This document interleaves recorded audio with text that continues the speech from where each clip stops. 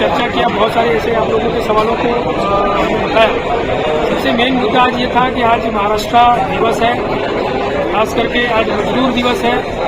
आज मजदूर दिवस के इस अवसर पे हमारे सभी रिस्पेक्टेड पत्रकारों के साथ हमारी आज बैठक हुई है। उसका जो विषय है वो ये है कि हमारे मीरा भाईंदर शहर में रेंटल की ब्रोकरेज को लेके बहुत सारी ऐसे समस्याएं थी। उस पर आज हम लोगों ने अपना रूल जो है बनाया था। लास्ट एजीएम में हमने उसको रिवील किया, मतलब डिस्कस किया था, और आज हमने आप सभी के सामने उसको रिवील किया है कि 1 मंथ का ब्रोकरेज ओनर को भी कंपलसरी देना है और 1 मंथ का ब्रोकरेज जो है वो टेनेंट को देना है। तो हमारे सभी सीपी आपके चैनल के माध्यम से बता रहा हूँ, जो भी हमारे फाउंडेशन के रिस्पेक्टेड मेंबर्स उन सब के लिए हमारी 9 एसोसिएशन है, 9 एसोसिएशन के जो भी मेंबर्स हैं उन मेंबर्स के ऊपर ये नियम लागू होता है। उन सबको 1 मंथ की ब्रोकरेज ओनर से लेनी है और 1 मंथ की ब्रोकरेज टेनेंट से लेनी है और उसको इक्वली शेयर करके उसको आपस में ये एक्चुअली पूरे शहर के लिए बहुत रिलीफ है। जैसा कि आप लोग जानते हैं कि हमारे शहर के ऊपर बहुत ज्यादा बर्डन आ रहा है, बहुत सारे किराएदार यहाँ शिफ्ट हो रहे हैं, लेकिन क्योंकि किराया भी बढ़ते जा रहे हैं और लोग अब यहाँ से प्लान करते जा रहे हैं, देखिए वसई नाला सुपर तो कहीं ना कहीं हमारी फर्टर्निटी को ऐसा लग रहा था कि ये 2 महीने का भाड़ा जो एज अ ब्रोकरेज दिया जा रहा है ये ज्यादा है। तो इसको हमने पूरे लोगों के साथ सहमति की, सबसे डिस्कशन किया और आज के दिन से इसको पारित कर रहे हैं कि अब से उन किराएदारों के लिए रिलीफ है, वो सिर्फ ब्रोकरेज 1 मंथ का एज अ ब्रोकरेज देंगे और साथ ही साथ में जो भाड़ा एंजॉय करता है ओनर भी इसका भागीदार होगा और वो 1 मंथ का ब्रोकरेज एज अ ब्रोकरेज भाड़ा किराए के वक्त देगा। देखिए, सबसे पहले तो ये हमारे जो भी मेरा रजिस्टर जो भी हमारे रिस्पेक्टेड मेंबर्स हैं उनको तो ये मान्य करना ही पड़ेगा और वो करेंगे। अगर उसमें से कोई ऐसा एक आध दो अगर कभी ऐसा सुनने में आया कि भाई वो नहीं मान रहा है और ये बात हमारे तक पहुंची, तो हमारी फेडरेशन, हमारी सारी रिस्पेक्टेड एसोसिएशन उसकी सदस्यता को रद्द करेंगे और हम मार्केट में भी उसको एक्सपोज करेंगे कि भाई ये आदमी हमारे सिस्टम के खिलाफ काम कर रहा है, तो इसके साथ काम करना इसको बंद करें। और उसके साथ साथ जैसा कि इसके पहले भी हमने बताया कि अभी इस विषय को लेकर हम यहाँ के पुलिस कमिश्नर के पास भी जाएंगे, उनको भी ये चीज़ का हम इससे अवगत कराएंगे कि हमने कुछ ऐसे रूल्स फ्रेम किए हैं और इस रूल को अगर कोई भी इसका वायलेशन करता है तो उसको आपकी तरफ से भी हमें कुछ ऐसी मदद चाहिए तो कानूनी कार्रवाई उसके ऊपर हो सकती है। देखिए, आप लोगों को जैसा पता है कि रियल एस्टेट में सबसे ज्यादा जो प्रॉब्लम्स आ रही है ना वो ये रेंटल डील्स में ही आ रही है। आउटलेट, आपने कभी सुना है ऐसा कि आउटलेट की डील हुई और उसमें कुछ ऐसा इस तरह का मामला हो गया? ज्यादातर जो प्रॉब्लम्स आ रही है ना वो इसी तरह के डील्स में आ रही है। किराए पे घर ले लेते हैं लोग, खाली नहीं करते, ओनर ज्यादा दबाव डाल देता है, पहले खाली करा देता है, यही सब समस्या है। तो हम भी जब अब जैसा अजय भाई ने बताया, हम जब कमिश्नर से मिलेंगे तो इससे रिलेटेड और बहुत सारे इश्यूज हैं जिसको हम लोग रेगुलराइज करने की कोशिश करेंगे, क्योंकि रियल एस्टेट ब्रोकर एक बीच की कड़ी है ओनर और किराएदार के बीच में या बायर और सेलर के बीच में। तो हम किस तरह का रोल प्ले कर सकते हैं इस चीज को रेगुलराइज करने में, ये हम सीपी सर से डिस्कस करेंगे कि कानूनी दायरे में रहते हुए हम लोग उसको किस तरह से इम्प्लीमेंट करें और अगर कोई इसको वायलेट करता है तो उसको किस तरह से पेनलाइज किया जा सके या उसको किस तरह का जो है सजा का प्रावधान निकाला जा सके।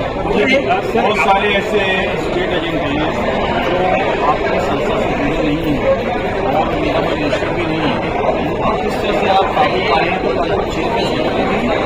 स्टेट एजेंट बन चुके हैं, इस तरह की पाबंदी ला सकते हो?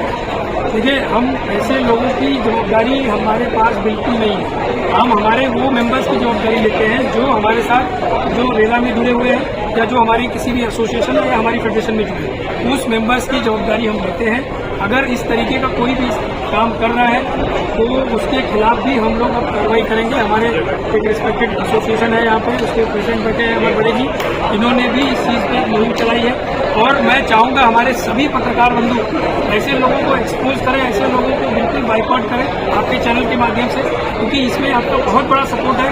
कोई एक गरीब बेचारा जिसकी हार्डन मनी ऐसे लोगों के चक्कर में फंस जाती है, अगर आप लोग इस चीज़ का कैंपेन चलाएंगे हम लोग तो इसका विरोध पूरी तरीके से करें और ऐसे लोगों को एक्सपोज भी करेंगे। लेकिन ये जवाबदारी आपकी भी बनती है, आप लोग भी ऐसे लोगों को बिल्कुल एक्सपोज करिए और अगर हमारे पास ऐसी कोई इन्फॉर्मेशन नहीं आती है और बाद में आपको मालूम पड़ता है तो आप भी हमें बताइए, हम लोग भी उस पर जो भी बन पड़ेगा हम लोग उसको हैंडल कर सकते हैं। ये मेरा सवाल है कि कई लोग जो है मकान किराए पर लेकर खाली नहीं करते और पुलिस स्टेशन को मकान मालिक उसे बोल दिया जाता है कोर्ट कचहरी करो, लेकिन इसके लिए कोई पैनल वगैरह है जो जानकारी देना चाहिए? बिल्कुल, मैं आप सभी को बताना चाहता हूँ कि अभी यहाँ के पुलिस कमिश्नर जो हमारे मधुकर पांडे जी हैं उनके माध्यम से ऐसी एक बेंच बनाई गई है जिसकी सुनवाई बीकेसी में उसके ऑफिस है।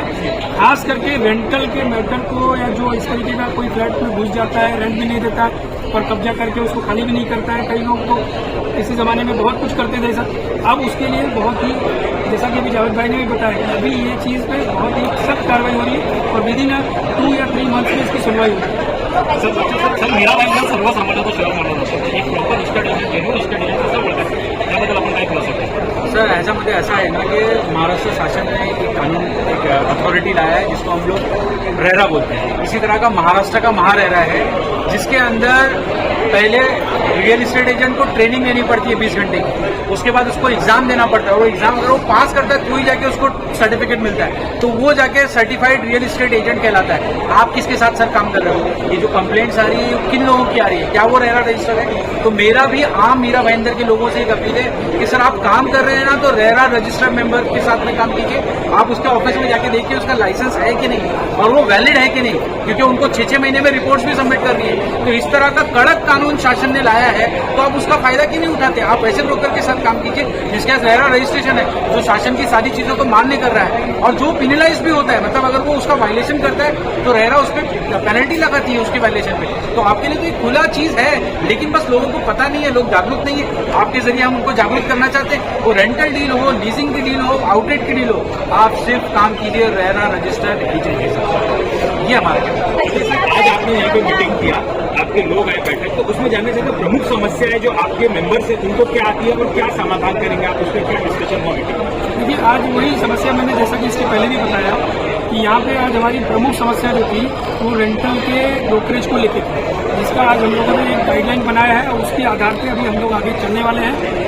और अगर ऐसा कुछ फ्यूचर में, भविष्य में अगर कोई अगर इस चीज़ को मान्य नहीं करता है तो हमारी एसोसिएशन, हमारी फेडरेशन उस मेंबर्स के साथ एकदम कंधे से कंधा मिला के खड़े रहेगी और उसके लिए देखिए